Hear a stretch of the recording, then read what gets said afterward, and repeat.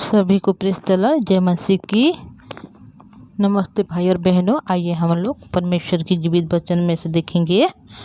आज हम लोग देखेंगे उत्पत्ति का पुस्तक अध्याय 2 का 10 से देखेंगे। यहाँ पर लिखा गया है कि उस वाटिका को सींचने के लिए एक महानदी औदन से निकली और वहाँ से आगे बहकर 4 धारों में बट गई। पहली धारा का नाम है पिसोन। यह वही है जो हवीला नाम के सारे देश को, जहाँ सोना मिलता है, घेरे हुए है।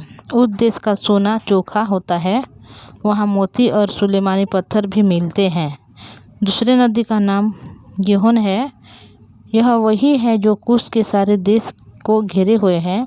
और तीसरी नदी का नाम है हिद्देकेल है। यह वही है जो अश्शूर की पूर्व की ओर बहती है। और चौथी नदी का नाम है फरात।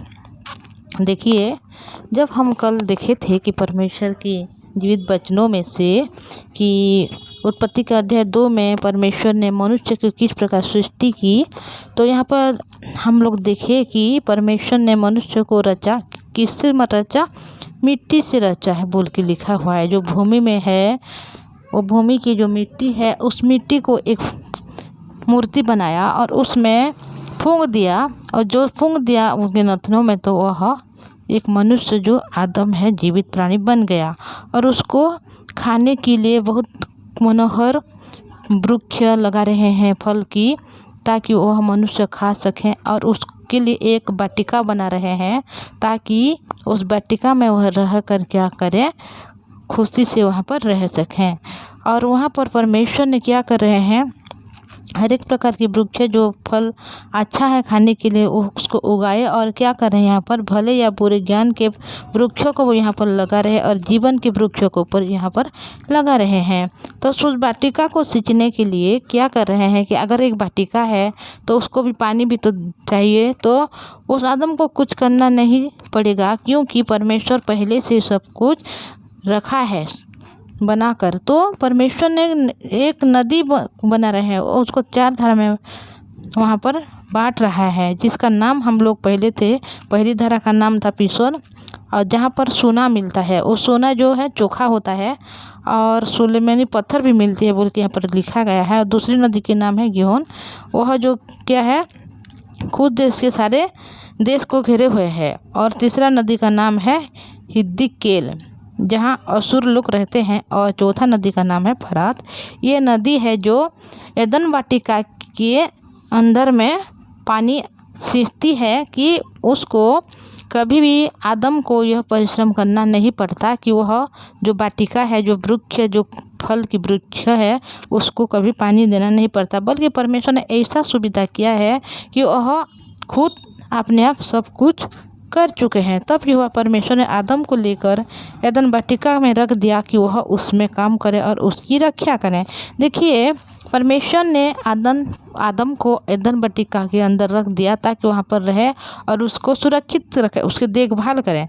और यहोवा परमेश्वर ने आदम को यह आज्ञा दी कि तू वाटिका के सब वृक्षों का फल बिना खटके खा सकता है, पर भले या बुरे के ज्ञान का जो वृक्ष है उसका फल तू कभी ना खाना, क्योंकि जिस दिन तू खाएगा उसी दिन अवश्य मर जाएगा। देखिए, यहाँ पर जब लिखा हुआ है कि परमेश्वर ने बोला है आदम को कि बगीचे के जितने भी वृक्ष है उसका फल तू बिना खटके खा सकता है, पर जो एक वृक्ष है उसका नाम यहाँ पर लिखा गया है कि भले या बुरे ज्ञान का जो वृक्ष है उसका फल तू कभी ना खाना, क्योंकि जिस दिन तू फल खाएगा उसी दिन अवश्य मर जाएगा। तो परमेश्वर ने एक आज्ञा दे रहे हैं यहाँ पर आदम को। पहले तो आदम को परमेश्वर ने बनाया, मिट्टी से रचा और उसको नथनों में जीवन का श्वास फूंक दिया, ताकि वह एक जीवित प्राणी बन गया। और उनके लिए एक वाटिका बनाई और वहाँ पर सारे प्रकार की जो फल मनोहर है, जो खाने के लिए अच्छा है, उसको लगाया। और वहाँ पर जीवन का वृक्ष लगाया, या भले या बुरे ज्ञान का वृक्ष को यहाँ पर लगाकर परमेश्वर ने आदम को एक आज्ञा दे रहे हैं। बोल रहे हैं कि हर एक फल को तो खा सकता है, पर भले या बुरे ज्ञान का जो वृक्ष है उस फल को तो कभी न खाना। अगर तू खाएगा तो उसी दिन अवश्य मर जाएगा। देखिए ये परमेश्वर ने आज्ञा दी है। तो फिर हम देखते हैं कि आदम ने क्या कर रहे हैं आगो। फिर यहोवा परमेश्वर ने कहा, आदम का अकेला रहना अच्छा नहीं, मैं उसके लिए एक ऐसा सहायक बनाऊंगा जो उससे मेल खाए। देखिए जितना भी जीव है, जंतु है, पशु है, पक्षी है, हर एक लोगों के लिए उनके सहायता करने लिए, उसके संगी रहने के लिए बहुत सारा परमेश्वर ने बनाया था, पर मनुष्य के सहायक नहीं था, क्योंकि परमेश्वर ने आदम को ही एक मनुष्य को यह बनाया था। तो परमेश्वर ने यहाँ पर आदम के लिए भी सोच रहे हैं। जब हर एक लोग दुनिया में, जब हम कभी अकेले रहते हैं तो हमारे कैसा लगता है, हमें अच्छा नहीं लगता है।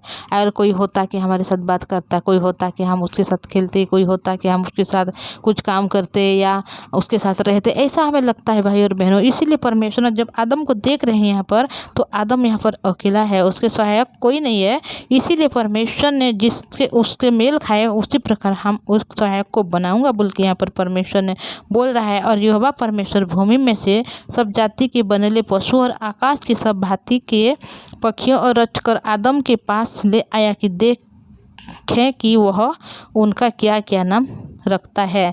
जब जीव जंतु जितना भी पृथ्वी में वास कर रहे हैं, हर एक को, जो पशु पक्षी है, हर एक को परमेश्वर ने आदम के सामने रख रहे हैं और बोल रहे हैं कि उसका क्या क्या नाम देगा बोल के। और जिस जीवित का प्राणी का जो नाम आदम ने रखा वही उसका नाम हो गया। देखिए जो हम लोग भालू बोलते हैं, उसका नाम भालू आदम ने दिया है। और जो चीता है उसको परमेश्वर ने आदम के पास रखा, तो उसको परमेश्वर के वचन के अनुसार आदम ने यहाँ पर क्या कर रहे हैं, चीता को चीता बोल रहे हैं और हाथी को हाथी बोल रहे हैं। जो जितने भी पशु है, जितने भी पक्षी है, हर एक को परमेश्वर ने आदम के पास रख रहे हैं। और आदम ने उसको जो नाम दिया है उसी नाम अभी भी है बोल के यहाँ पर बाइबल में लिखा हुआ है, क्योंकि बाइबल सत्य है और बाइबल जो लिखता है वह सत्य होता है। तो आदम ने सब जाति के घरेलू पशु और आकाश के पक्षियों और सब जाति के बनेले पशुओं का नाम रखे, परंतु आदम के लिए कोई ऐसा सहायक ना मिला जो उससे मेल खा सके। देखिए हर एक जो पशु है, पक्षी है, हर एक को आदम ने नाम दे रहे हैं, पर उसके साथ मेल खाने के लिए कोई यहाँ पर नहीं है। तब यहोवा परमेश्वर ने आदम को भारी नींद में डाला और जब वह सो गया तब उसने उसकी एक पसली निकालकर उसकी जगह मांस भर दिया। और यहोवा परमेश्वर ने उस पसली को जो उसने आदम में से निकाली थी स्त्री बना दिया और उसको आदम के पास ले आया। देखिए परमेश्वर ने मनुष्य को, जो पुरुष है उसको परमेश्वर ने मिट्टी से रचा और उसके नथनों में फूंक दिया ताकि वह जीवित प्राणी बन गया। पर जो स्त्री है, परमेश्वर ने क्या करा है, आदम को यहाँ पर भारी नींद दे रहे हैं।